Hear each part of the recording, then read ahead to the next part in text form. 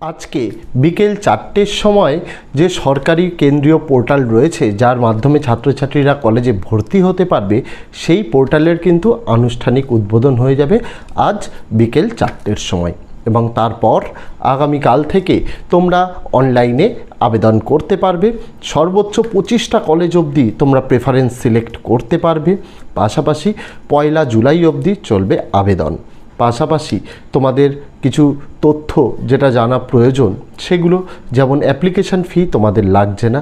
সবথেকে ইম্পর্টেন্ট যেটা তোমাদের জানা প্রয়োজন, যখন ফর্ম ফিল আপ করবে কি কি ডকুমেন্টস তোমাদের লাগবে। আমি বলবো সবাইকেই নিজে থেকে ফর্ম ফিল আপ না করে সাইবার ক্যাফে থেকে ফর্ম ফিল আপ করাটা বেটার, কারণ ডকুমেন্টসগুলো কিন্তু তোমাদের স্ক্যান করে আপলোড করতে হবে।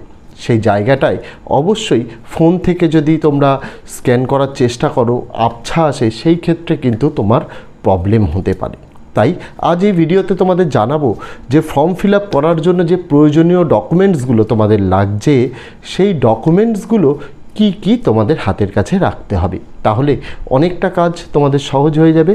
সেটাই আজ এই ভিডিওতে বলবো। দেখো, প্রথমে যেটা লাগবে, রিসেন্ট একটা পাসপোর্ট সাইজ কালার ফটো। সেটা অবশ্যই 3 মাসের মধ্যে হতে হবে। সেই ফটোটাকে স্ক্যান করে আপলোড করতে হয়। পাশাপাশি একটা সাদা কাগজ নেবে।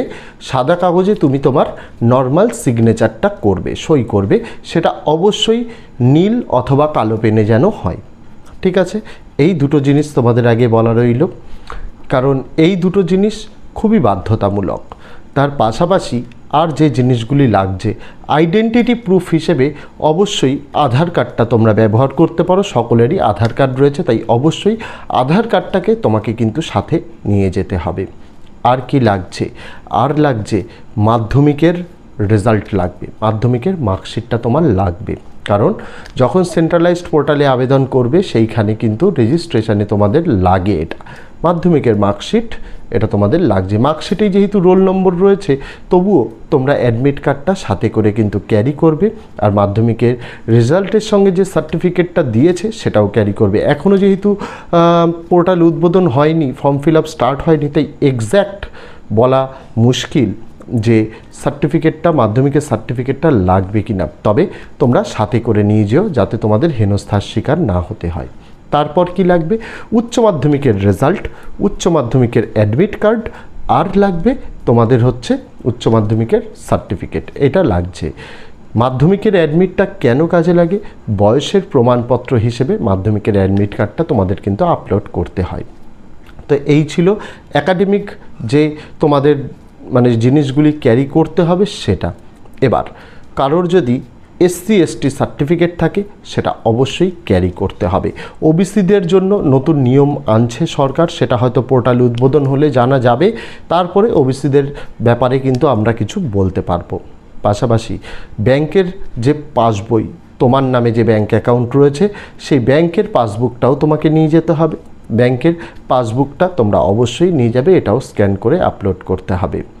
এই ডকুমেন্টসগুলো তোমাদের সকলের কিন্তু হাতের কাছে রাখতে হবে এবং এই জিনিসগুলি নিয়ে যেতে হবে। পরবর্তীকালে ভেরিফিকেশানের সময় তোমাদের কিন্তু যে ডকুমেন্টসগুলো আপলোড করছো সেই ডকুমেন্টসগুলোই কিন্তু জেরক্স করে হার্ড কপি সহ কলেজে কিন্তু ফিজিক্যালি তোমাকে ভেরিফিকেশান করতে হবে। তো এই যে ডকুমেন্টসগুলো বেসিক্স, এই জিনিসগুলি তোমাদের কিন্তু অবশ্যই নিয়ে যেতে হবে ফর্ম ফিল আপ করার জন্য। পাশাপাশি তোমাদের এটাও জানিয়ে দিই যে ফর্ম ফিল আপ আগামী কাল থেকেই শুরু হয়ে যাবে। তোমাদের বেশি হুড়োহুড়ি করে লাভ নেই। যেটা তোমাদের করতে হবে, অবশ্যই তুমি কত নম্বর পেয়েছো সেই নম্বর অনুযায়ী তোমার কলেজটাকে সাজানো।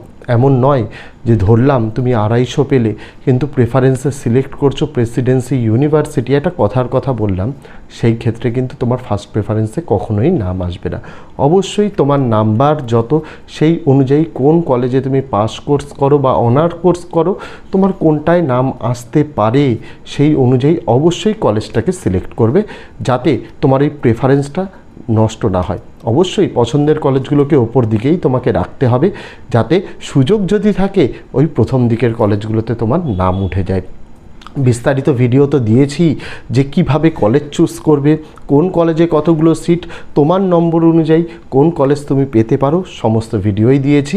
এই ভিডিওর শেষে এন্ড স্ক্রিনে আমি ভিডিও দুটোর লিঙ্ক দিয়ে দিচ্ছি, অবশ্যই সেটা কিন্তু দেখে নিও। তো এইটুকুই ছিল আজকে তোমাদের যে ইনফরমেশান দেওয়ার জন্য, তোমাদের অত্যন্ত প্রয়োজনীয়, সেটাই এই ভিডিওর মাধ্যমে জানলাম। আশা করব এটা তোমাদের কাছে অনেকটা হেল্পফুল হবে। তো আজকে ভিডিওতে এটুকুই ছিল ছাত্রছাত্রীরা। দেখা হচ্ছে তোমাদের সঙ্গে আগামী দিন অন্য কোনো বিষয়, অন্য কোনো ভিডিও নিয়ে। ততদিন সকলে ভালো থেকো, সুস্থ থেকো।